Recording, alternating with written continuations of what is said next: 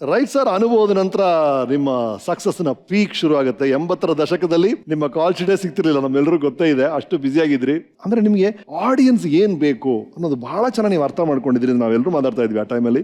Observe, analyse and apply, ಆ 3 ವಿಷಯಗಳು ನೀವು ಬಹಳ ಬಹಳ ಸೂಕ್ಷ್ಮವಾಗಿ ಮಾಡ್ತೀರಾ ಅಂತ ನಿಮ್ಮ ಶಿಷ್ಯರು ಎಲ್ಲರೂ ಹೇಳಿದ್ದಾರೆ. About this policy of yours, observe, analyse and apply. ಅನುಭವ ಮಾಡಿದ್ಮೇಲೆ ಒಂದು ಅನಾಮಿಕ ಅಂತ ಒಂದು ಪಿಕ್ಚರ್ ಮಾಡಿದೆ. It was A tragedy. ಹೌದು, ಒಂದು ಹುಡುಗಿಯ ಒಂದು ಯೂತ್ ಇದನ್ನ ಇದು ಮಾಡ್ಕೊಂಡು ಇದು ಮಾಡಿದೆ. ಅದನ್ನ ನೋಡಿದಾಗ ಜನ ಫುಲ್ ರಿಜೆಕ್ಟ್ ಮಾಡಿದ್ರು.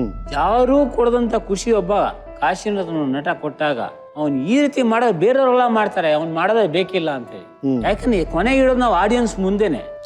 ಅವ್ರಿಗೆ ರುಚಿಸುವಂತ ಅಡಿಗೆ ಮಾಡಿದ್ರೆ ತಿಂತಾರೆ, ಎಲ್ಲಿದ್ರೆ ಬಿಸಾಡ್ ಹೋಗ್ಬಿಡ್ತಾರೆ. ಆವಾಗ ನಾನು ಕಲ್ತೆ.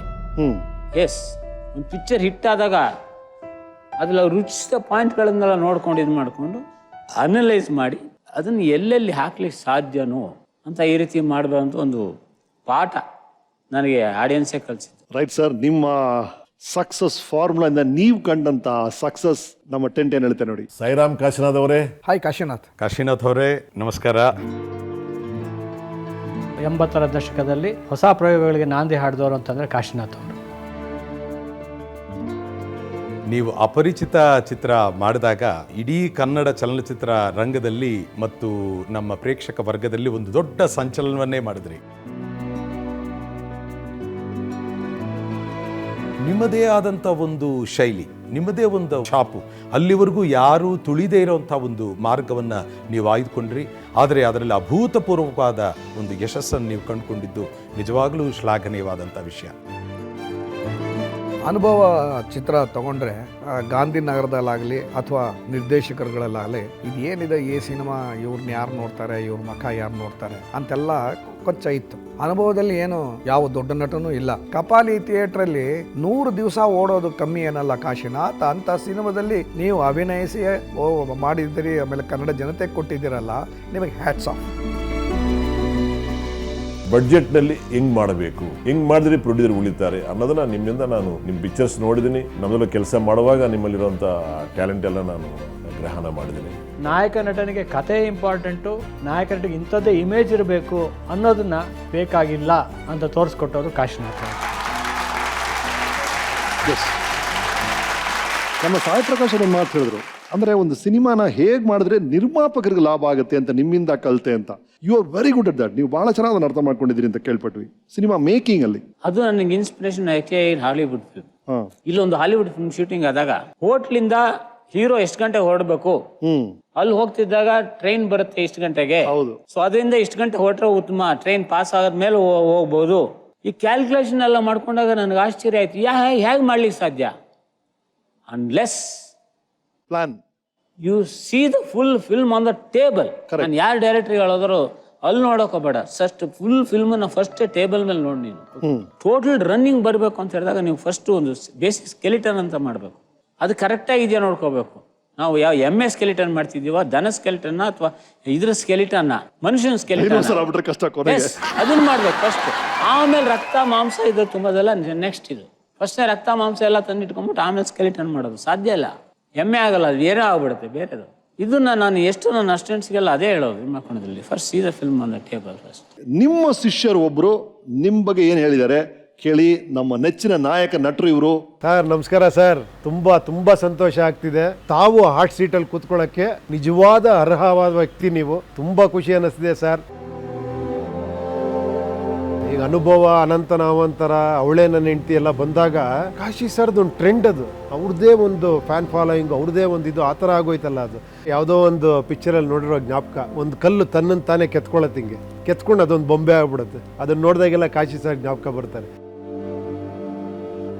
ಇವತ್ತಿಗೂ ಕೂಡ ಅವರೊಂದು ಸಿನಿಮಾ ಅಂದರೆ ಎಷ್ಟು ಪ್ಲ್ಯಾನ್ ಮಾಡ್ತಾರೆ ಅಂದರೆ ಇವತ್ತಿಗೂ ಅದನ್ನ ಎಷ್ಟೋ ಅಡಾಪ್ಟ್ ಮಾಡ್ಕೊಳಕ್ಕೆ ಸಾಧ್ಯ ಇಲ್ಲ, ಅಷ್ಟು ಪ್ಲ್ಯಾನ್ ಮಾಡ್ತಾರೆ ಅವರು. ಅಂದರೆ ಎಡಿಟೆಡ್ ಸ್ಕ್ರಿಪ್ಟ್ ಅಂತ ಮಾಡೋರು ಅವರು. ಪ್ರತಿ ಒಂದೊಂದು ಶಾರ್ಟು ಡೈಲಾಗ್ ಕೂಡ ಇಷ್ಟೇ ಲೆಂತ್ ಇರಬೇಕು, ಇಷ್ಟೇ ಶಾರ್ಟ್ ತೆಗಿಬೇಕು ಅಂತ ಲೆಕ್ಕ ಹಾಕಿ ಅಷ್ಟೇ ಪರ್ಫೆಕ್ಟಾಗಿ ಮಾಡೋರು. ಪ್ರತಿಯೊಂದು ಅಷ್ಟು ಪ್ಲ್ಯಾನಿಂಗ್ ಅವರು.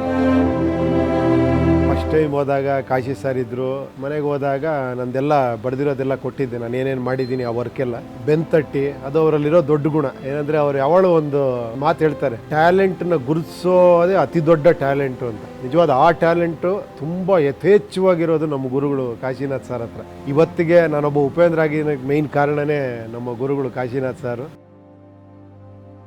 ತುಂಬ ದೊಡ್ಡ ಗ್ರೇಟೆಸ್ಟ್ ಕ್ವಾಲಿಟಿ ಅವರಲ್ಲಂದ್ರೆ ಆ ಪೇಷನ್ಸು. ನಾನು ಲೈಫಲ್ಲಿ ನಾನು ಆ ಥರ ನೋಡಿಲ್ಲ. ಎಂಥ ಸಿಚುಯೇಷನ್ ಬಂದರೂ ಕೂಡ ಅಷ್ಟೇ ಸ್ಮೈಲಿಂಗಲ್ಲಿ ಅಷ್ಟೇ ಆರಾಮಾಗಿ ತೊಗೊಳೋರು. ನಮಗೆ ಅದೊಂದನ್ನು ಕಲ್ತ್ಕೊಳ್ಳೋಕ್ಕಾಗಿಲ್ಲ, ಯಾಕಂದ್ರೆ ನಾನು ಆ ಟೈಮಲ್ಲಿ ಸ್ವಲ್ಪ ಎಮೋಷನಲ್ ಆಗ್ಬಿಡ್ತೀನಿ. ಒಂದೇನೋ ವರ್ಕ್ ಮಾಡ್ಬೇಕಾದ್ರೆ ಕೆಲವು ಸತಿ ನಾನು ಆರ್ಗ್ಯೂ ಮಾಡ್ಬಿಡ್ತಿದ್ದೆ ಅವ್ರ ಹತ್ರ, ಸರ್ ಇದು ಇಲ್ಲ ಸರ್, ಅದು ಹಂಗಲ್ಲ ಸರ್, ಹಿಂಗೆ ಮಾಡ್ಬೇಕು ಹಂಗೆ ಮಾಡಬೇಕು. ಎಮೋಷನಲ್ ಆದಾಗ ಅವ್ರು ಯಾವತ್ತೂ ಅದನ್ನು ಕಳ್ಕೊಂಡಿಲ್ಲ. ಸ್ವಲ್ಪ ಅವ್ನು ಕೂತ್ಕೊಳ್ಳಲ್ಲ, ಕೂರ್ಸೋವನ್ನ ಒಂದು 5 ನಿಮಿಷ ಬಿಟ್ಕೊಂಡು ನನ್ನ ಹತ್ರ ಮಾತಾಡೋ, ಕಳಿಸ್ಬಿಡೋರು ನನ್ನ. ಯಾವಾಗಲೂ ನಮಗೆ ಒಂದು ಕಲ್ಪನೆ ಇರೋದೇನೆಂದರೆ ಗುರುಗಳು ಶಿಷ್ಯರಿಗೆ ಬೈತಾರೆ, ಶಿಷ್ಯರು ತಪ್ಪು ಮಾಡ್ತಾರೆ ಅದು ಇದು ಅಂತ. ಇದು ಶಿಷ್ಯ ಏನೇನೋ ತಪ್ಪು ಮಾಡಿದವಳು ಕೂಡ ಎಮೋಷನಲ್ ಆದಾಗ ಕೂಡ ಅದನ್ನು ಕ್ಷಮಿಸೋರು. ಅದು ಅವರಲ್ಲಿ ಇದ್ದಿದ್ದ ಗ್ರೇಟೆಸ್ಟ್ ದೊಡ್ಡ ಗುಣ. ಫಸ್ಟ್ ಟೈಮ್ ನಾನು ಅಲ್ಲಿಂದ ಹೊರಗೆ ಬರ್ಬೇಕಾರೆ ಅದೆಷ್ಟು ದುಃಖ ಆಗಿತ್ತು ನನಗೆ ಅಂದರೆ, ಒಂದು ಕತೆ ಮಾಡಿದ್ವಿ, ಆ ಕತೆಗೆ ಯಾರೋ ಒಬ್ರು ಪ್ರೊಡ್ಯೂಸರ್ ಸಿಕ್ಕರು, ಆ ಪಿಕ್ಚರ್ ಮಾಡ್ತೀನಿ ಅಂತ ಅವ್ರ ಹತ್ರ ಕೇಳ್ಕೊಂಡಾಗ ಅವರೊಂದು ಆಶೀರ್ವಾದ ಮಾಡಿ ಕಳಿಸ್ಕೊಟ್ರು, ಮಾಡು ನೀನು ಬೆಳಿ, ಒಳ್ಳೆ ಸಿನಿಮಾ ಮಾಡು ಅಂತ. ಅಲ್ಲಿಂದ ಹೊರಗೆ ಬರ್ಬೇಕಾದ್ರೆ ಒಂಥರ ತುಂಬ ಫೀಲ್ ಆಯ್ತು ನನಗೆ ಅವಾಗ. ಇವತ್ತಿಗೂ ಕೂಡ ಅಲ್ಲಿ ಆ ಮನೇನ ಕಾಶಿ ಸರ್ ನೆನ್ಸ್ಕೊಂಡ್ರೆ ಮತ್ತೆ ಹುಡುಗ ಆಗ್ಬಿಡ್ತೀನಿ ನಾನು, ಮತ್ತೆ ಆ ಶಿಷ್ಯ ಆಗ್ಬಿಡ್ತೀನಿ ನಾನು ಅವ್ರ ಜೊತೆ. ನಿಮ್ಮ ಬಗ್ಗೆ ಮಾತಾಡೋ ಅಷ್ಟು ದೊಡ್ಡ ವ್ಯಕ್ತಿಗಳಲ್ಲ ನಾವು, ಆದರೂ ಇದೊಂದು ಚಾನ್ಸ್ ಸಿಕ್ಕಿದೆ. ಈ ಮೂಲಕ ಅಕಸ್ಮಾತ್ ನಾನೇನಾರ ತಪ್ಪು ಮಾಡಿದರೆ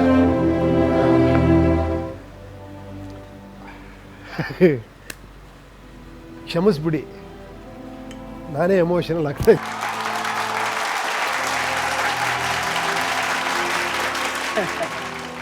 ಬೈಟ್ ಕೊಟ್ಟಾಗ ಉಪ್ಪಿ ಕೊನೆಗೆ ಅವ್ರಿಗೆ ಅಳು ತಡ್ಕೊಳಕ್ಕಾಗಿಲ್ಲ.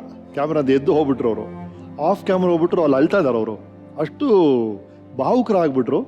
ಅವ್ರು ಏನು ಹೇಳಕ್ಕೆ ಬಂದ್ರು ನಂಗೆ ಗೊತ್ತಾಗಿಲ್ಲ, ಬಟ್ ಏನೋ something he was trying to say. ನೀವು ಒಂದು ಕಡೆ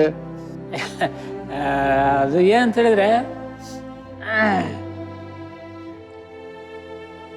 ನನ್ನ ಶಿಷ್ಯಂದ್ರನ್ನ ಯಾವತ್ತೂ ನಾನು ಇಷ್ಟವರೆಗೆ ಯಾರೇ ಆಗಲಿ ನಾನು ಕೊಲಿಗಾಗಿ ನೋಡ್ತಾ ಇದ್ದೆ, ಹುರಿದುಂಬಿಸ್ತಾ ಇದ್ದೆ. ಕಮಾನ್ ಇನ್ನೂ ತೆಗಿ ನಿನ್ನ ಏನೇನಿದೆ ಎಲ್ಲ ತೆಗಿ ಅಂತೇಳಿ. ಅದು ಒಂದು ರೀತಿ ಒಳ್ಳೆ ಎಕ್ಸಸೈಸ್ ಆಗ್ತಾ ಇತ್ತು ಅವರಿಗೆ. ನಿಮ್ಮ ಥರನೇ ನಟ, ನಿರ್ದೇಶಕ, ಬರಹಗಾರರು, ನಿರ್ಮಾಪಕರಾದರು ಉಪೇಂದ್ರ ಅವರು ನಿಮ್ಮ ಹಾದಲ್ಲಿ ನಡೀತಾ ಇದ್ದಾರೆ, ನಮ್ಮೆಲ್ಲರ ಪ್ರೀತಿಯ ರಿಯಲ್ ಸ್ಟಾರ್ ಆಗಿದ್ದಾರೆ. ಉಪೇಂದ್ರ ಅವ್ರು ಹೇಗಿದ್ರು ಸರ್ ಆ ಟೈಮಲ್ಲಿ ನಿಮ್ಮ ಶಿಷ್ಯನಾಗಿದ್ದಾಗ? ಅದು ಸ್ವಲ್ಪ ಅವ್ನು ಹೇಳಿದ್ನಲ್ಲ ಅದು ಕರೆಕ್ಟೇ. ಅದು ಅವನಿಗೇನೋ ಅನ್ಸಿದ್ದಾಗ ಕೂಡಲೇ ಅಡಾಪ್ಟ್ ಆಗ್ಬಿಡ್ತಿದ್ದ. ಎಷ್ಟೋ ಸತಿ ನಾನು ಬೇರೆ ಪ್ರೊಡಕ್ಷನ್ ಮ್ಯಾನೇಜರ್ ಅವರು, ಏನು ಸರ್ ಇದು ನಿನ್ನೆ ಬಂದು ಹುಡುಗನ ನಿಮ್ಮನ್ನೇ ಇದು ಮಾಡ್ತಾನ ಅವನು, ಅವನು ಹೃದಯದಿಂದ ಮಾತಾಡ್ತಿದ್ದಾನೆ, ಸುಮ್ಮನೆ ಇರು. ಅವನು ನಾಟಕೀಯವಾಗಿ ಸಾರ್ ಏನು ಸಾರ್ ಚೆನ್ನಾಗಿ ಮಾಡಿದ್ರಿ, ಚಮಚಾಗಿರಿ ಮಾಡ್ತಾ ಇಲ್ಲ ಅವನು. ನಾನು ಚಮಚಾಗಿರಿ ಮಾಡೋರು ನನ್ನ ಹತ್ರ ಇಟ್ಕೊಳ್ಳೋದಿಲ್ಲ. ಒಂದು ನಿನಗೆ ಇಷ್ಟನೂ ಇಲ್ಲ. ಯಾರು ಹೃದಯದಿಂದ ಮಾಡ್ತಾರೆ ಬೈದ್ರು ಸಹಿತ ಕಾಮಾಗಿ ಕೇಳ್ತೀನಿ. ಅವ್ನು ಬೈಯೋದಕ್ಕೊಂದು ಕಾರಣ ಇರುತ್ತೆ. I may be wrong. Yes, that's a fantastic thing to say. I may be wrong ಅಂತ ಒಪ್ಕೊಳ್ಳೋಕೆ ಒಂದು ಬಹಳ ದೊಡ್ಡ ಮನಸ್ಸು ಬೇಕು. ಓಕೆ, ಅನುಭವ ಕಮ್ಮಿಯಾಗಿ ಮಾತಾಡ್ತಿದ್ದಾನೆ, ಓಕೆ ಅವನ ಅನುಭವ ಆದ್ಮೇಲೆ ಸರಿಯಾಗುತ್ತೆ, ಅದಾಯ್ತು ಅದು.